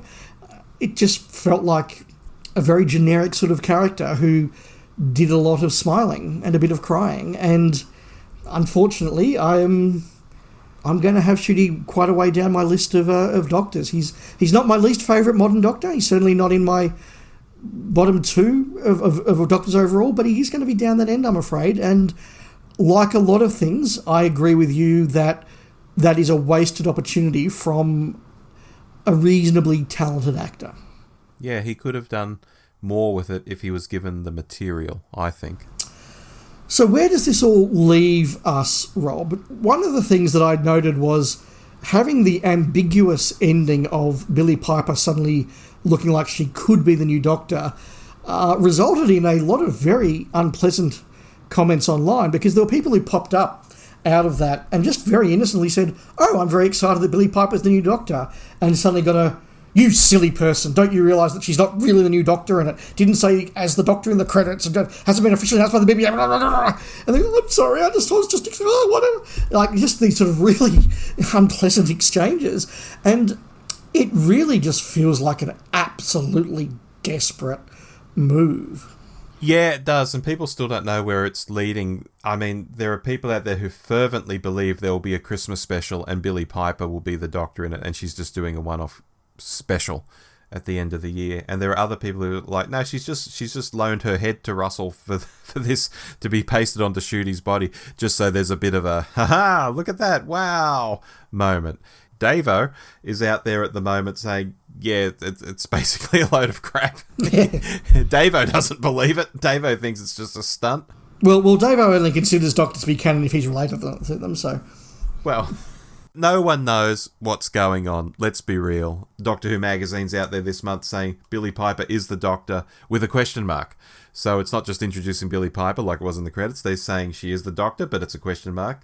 No one knows, Dave.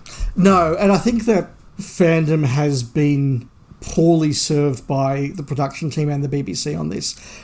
I do feel echoes of 1989, where the show was not cancelled. It was just oh no, it's coming back, we're just going to retune it and we're going to find a new producer, and it'll be back just a little bit later than usual, and just that sort of very quiet, you know, if we don't say we're not making a new series, they won't notice. Now, and I don't think that they're actually doing that, but it just does feel this sort of, you know what, if you don't know what you're doing, say you don't know what you're doing. And just this sort of hospital pass of Billie Piper in there was weird.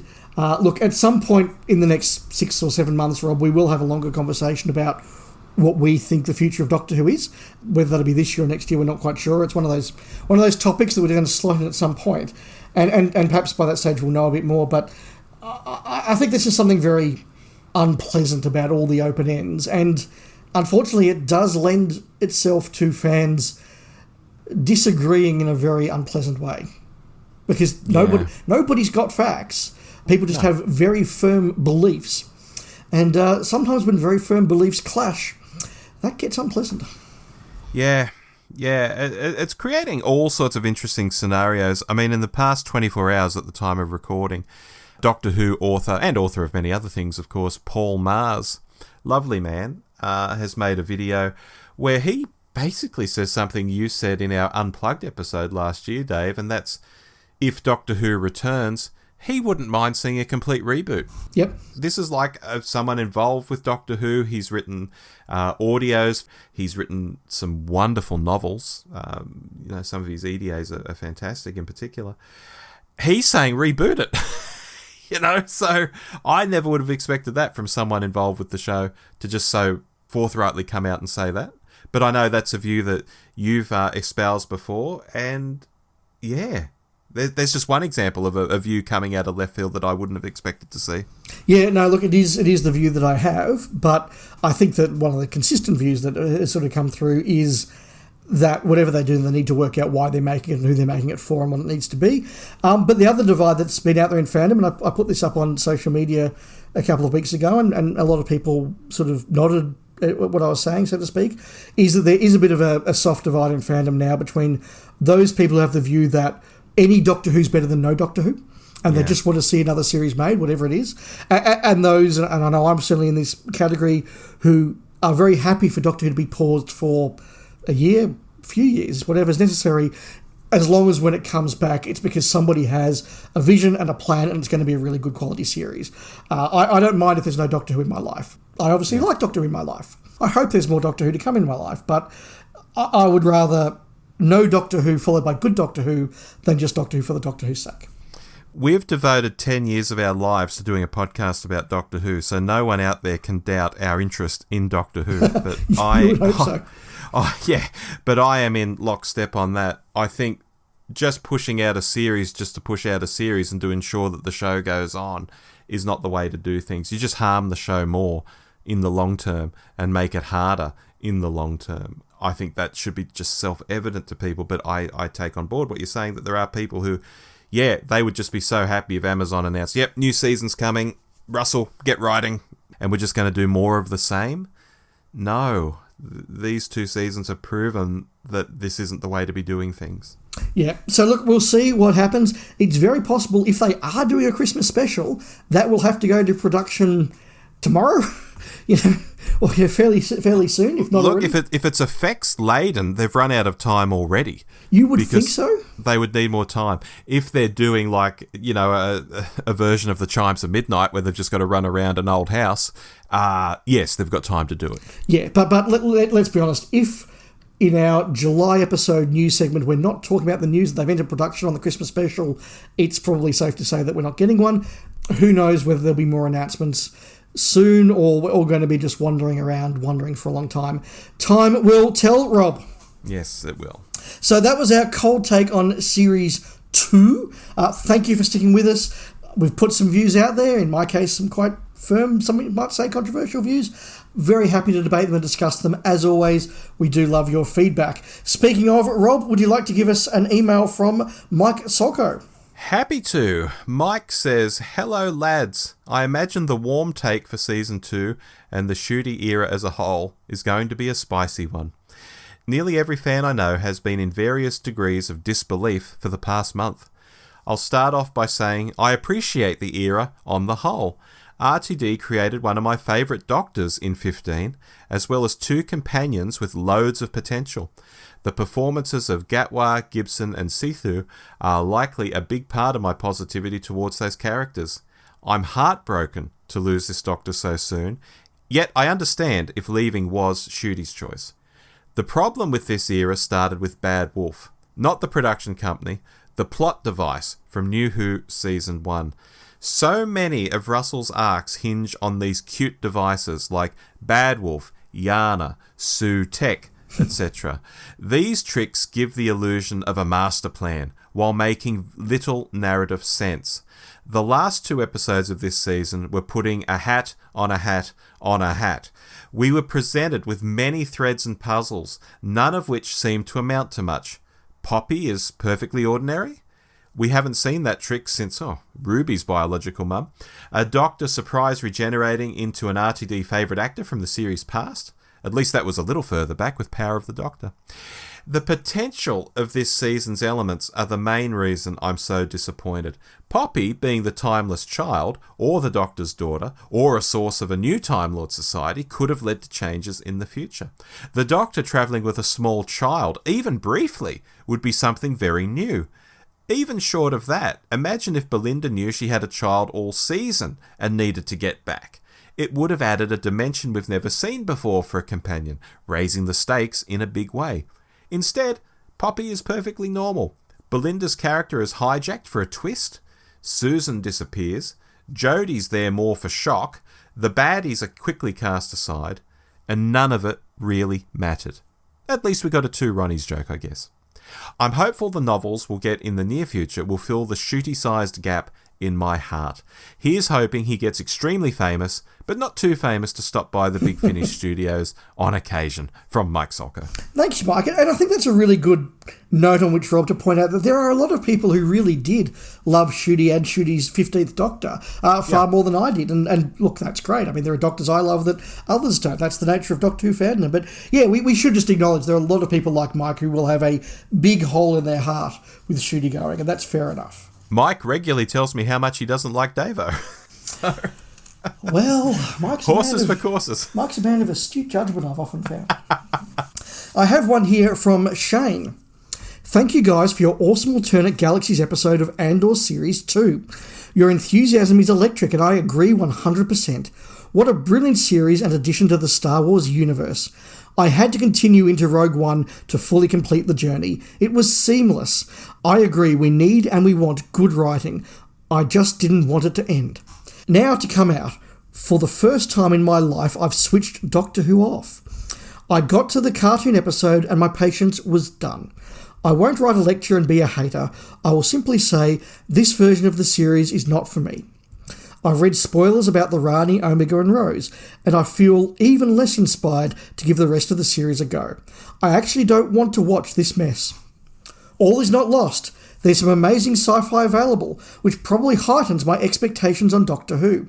Apple TV has some absolute gems. Severance is smart, intelligent writing, with intense, intriguing mystery and plots. Its direction is clever, the characters draw you in, and every episode has you craving for more. Dark Matter is where I wish Doctor Who would go in tone and intelligent sci-fi ideas, and is a one-off series. It's based on a novel by Blake Crouch, and is a brilliant spot-on adaptation. And Foundation is as epic as Dune and Star Wars combined. It's very cool, just get through a couple of episodes and the dots do begin to join. I do hope Doctor Who can find its way back. Looking forward to upcoming episodes. I've sadly skipped the new series ones. Shane, and one thing Shane didn't add there was the final series of Stranger Things is coming out this year, Rob, and I suspect Doctor Who will also be compared to that. Yeah, out of these ones that he's mentioning here, Doctor Who is far more Stranger Things than any of these shows, that's for sure. But no, thank you for writing in, Shane. I'm sorry that you haven't watched the rest of the series, but I hope you like what comes next. Yes, now we've got one from Nick from Nantwich in Cheshire. He says, "Hi Rob and Dave, hope you're both keeping well. Without wishing to be too gushing and vomit-inducing, your podcasts are simply on another level. The passion for the program and the production standards of your podcast are genuinely world-class, and I continue to be grateful for your work. I'm confident that I'm not alone in saying that you make me feel I have best mates that I've never met from the other side of the planet. Not in a stalky way, chaps." Enough of my hyperbole. My email today is regarding a pet love of mine, which is the documentaries and interviews on the Blu-ray editions of classic Doctor Who. I've just watched from the Savages Blu-ray release the Innes Lloyd the Producer documentary, which is outstanding. Please recommend this to everyone. It's worth the entry fee on its own. Which brings me to my challenging point.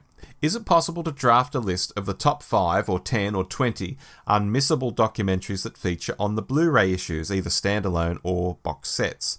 So far, I haven't watched one that was missable, and I'm lucky enough to have every Blu-ray release. As yet, I haven't watched Galaxy 4 or Trial of a Time Lord, and I'm about to conclude watching the awesome Season 7 with Inferno. Last point, and it's perhaps a little personal, but I want you to know, as I'm sure there are other listeners who will feel the same, that since my stroke over 3.5 years ago, I have experienced anxiety attacks, big and small, thankfully a lot smaller these days, and sharing your love of the program has helped me get through some tough nights. So if I sound a bit over the top in my appreciation, this is why. Your calm, analytical, yet loving appreciation of Doctor Who, especially the classic series, is excellent medicine. You've helped a complete stranger in a country far, far from your own wonderful land achieve a settled mind and a good night's sleep as a result, without resorting to any kind of medication. Frankly, you should be prescribed on the NHS. Thank you guys, you're the best. Nick from Nantwich, Cheshire. P.S. Nantwich is very close to Peckforton Castle, where the Time Warrior was filmed. Nice restaurant hotel there these days, if a tad expensive. An occasional treat, but well worth it. Well, that's lovely, Dick. Thank you for writing in. Look, you ask about Blu-ray documentaries to watch. The ones on Trial of a Time Lord are particularly good, and I think that you should be diving into those really, really quick if you haven't seen them yet. And just on us being great medicine, I think, as I've said on other shows in the past, we can't possibly record these knowing how people will listen to us or their circumstances when they're listening to us. But if we are entertaining in some way or a balm in some way or just put you to sleep, as you comment, then our job is done. Absolutely. One here from Dave Young. Hello, Rob and Dave. Having listened to your next planned watches at the end of the Ambassadors of Death episode, another great one by the way, I was stunned by Rob's intention to watch some old animations including Banana Man. Why? I was a teacher for 32 years before retiring a couple of years ago, but before that I was a professional actor, and for nearly a year, one of the acting jobs I had was as Banana Man. I toured the country performing school shows, advertising healthy eating, and also opened bike races, charity runs, and shop promotions.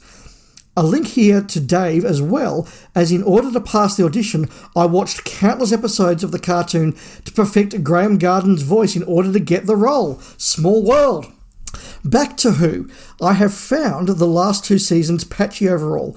Definitely not outright awful, but tending to be lightweight on first viewing with some exceptions. Dot and Bubble, 73 Yards, Lux, for example. This surprised me as I relished the return of RTD, but had decided like Dave that perhaps the show was no longer being made for me, but it might well be later in the future.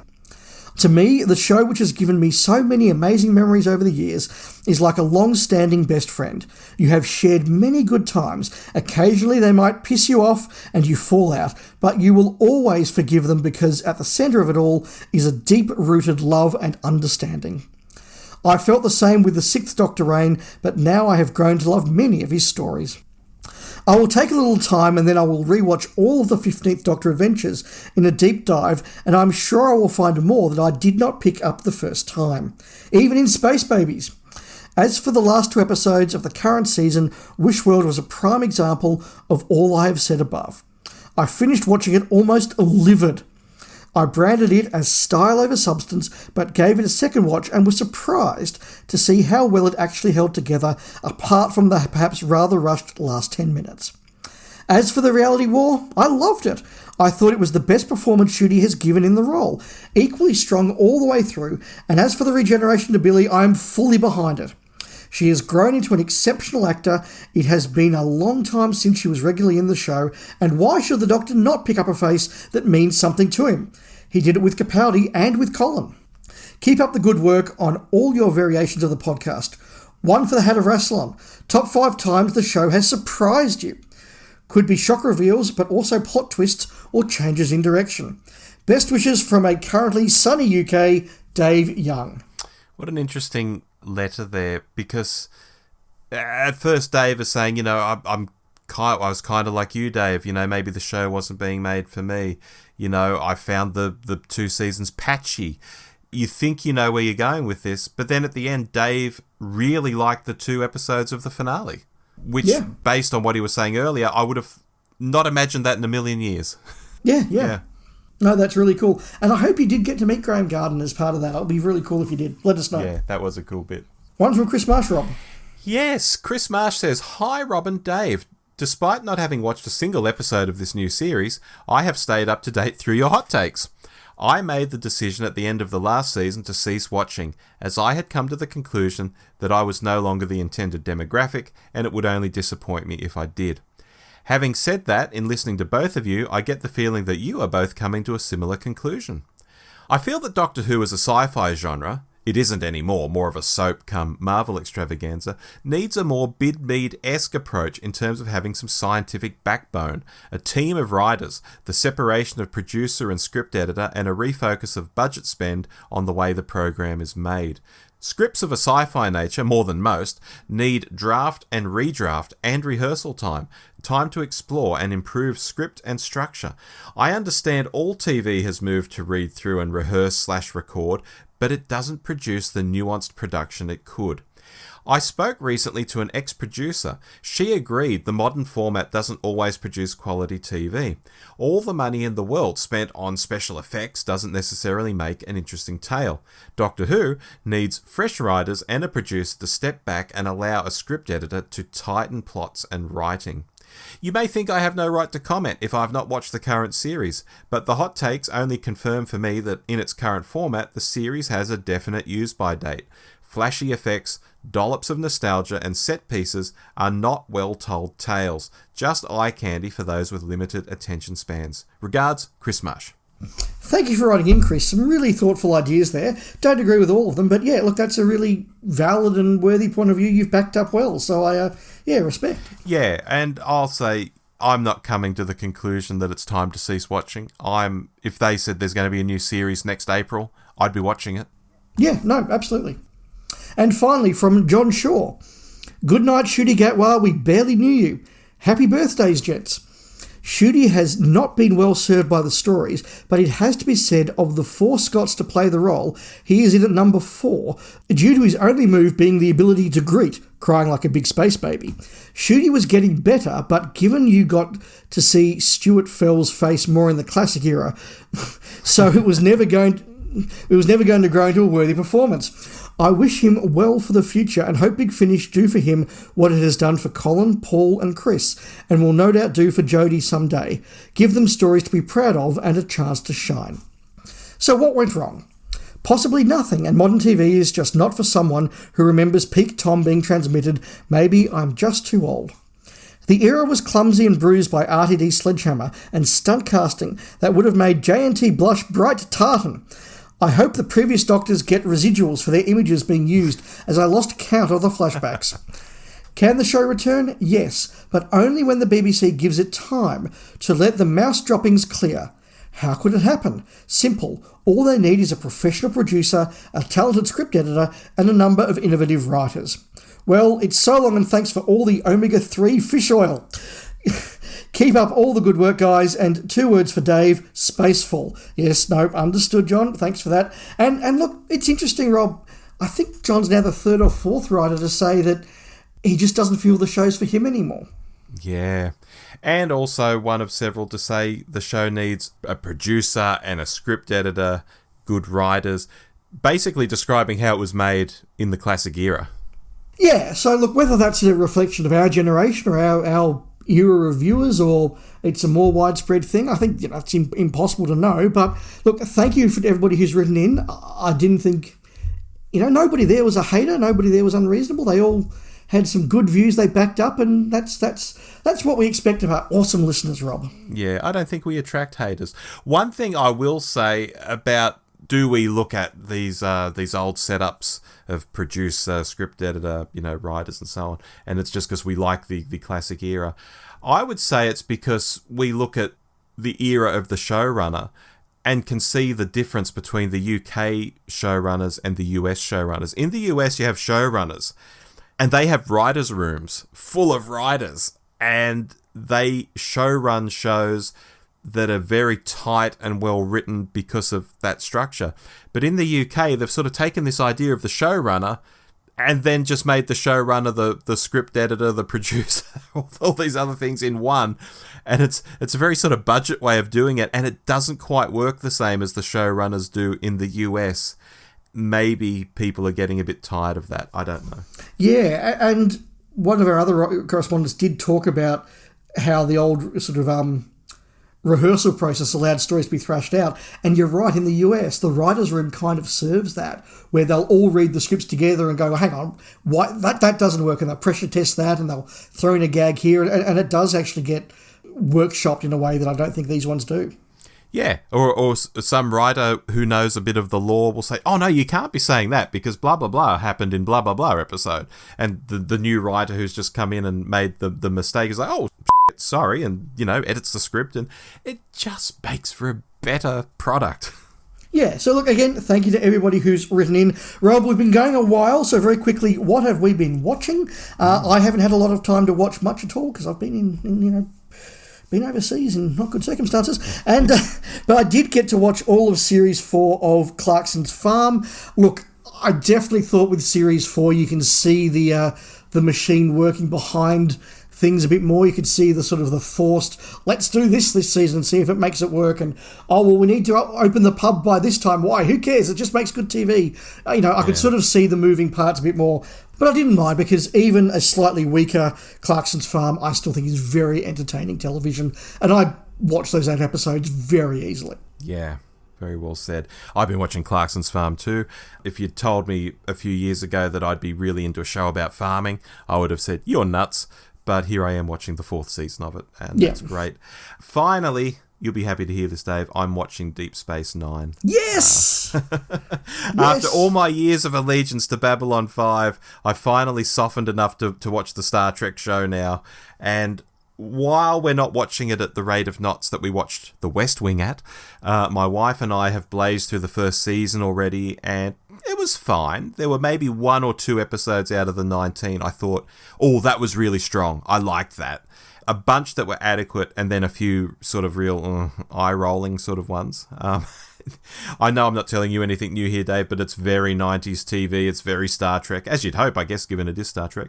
But I've warmed to it, though, a little, by which I mean I'm happy to keep watching, and into the first few episodes of the second season, I can already see the sets are looking better, the stories are better. Maybe it's like Babylon 5, where the second season is where things really take off. But it's good to watch the first season. I don't know. That's my gut feeling so far. Yeah, look, I'm really happy you're watching my favourite Star Trek. I think it is fair to say it takes quite a while to find its feet. I will say, though, that the world that they create in the first season does pay off as they get more into it.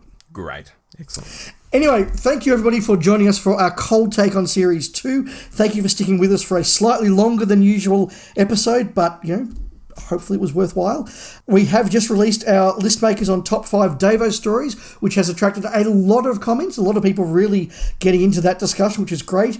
Later this month, we'll have our top 5 remakes with Disney Money episode of the list makers. And hopefully over the next month or so, you'll see our next Din TARDIS, which as of an hour ago, the voting is closed, will be on Mark of the Rani. We'll do that as soon as we can all get our diaries to align. Mm-hmm. Rob, I'm going to start watching The Neverending Story as soon as I get a window to do it, so we can do our next alternate galaxies on that. Mm-hmm. But our next topic for our next monthly show, we are going from the most recent series of Doctor Who all the way back to the 60s. No, we're not doing anything from the Hartnell era. We are going to do the Cushing movies. Yes. I've wanted to do this for a long time, actually.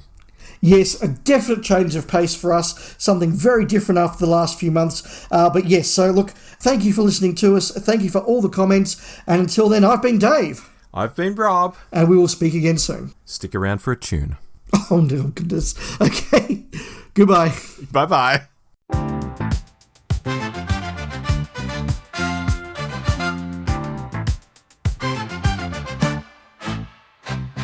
It's Saturday, the kettle's on. We've timed it right, the theme is done. Another story, another shot to see if who has still got what. It's solo screens and separate snacks, but once together we break the facts. Some episodes fly, some just sink. Dave calls in with, what did you think? Get bailed back to earth, that's the pitch. But most weeks just felt a bit rich. Gods and grief and cosmic dread. Some weeks soared, the rest just bled. Still two stood up, we have to say. Locks the world and just walk away.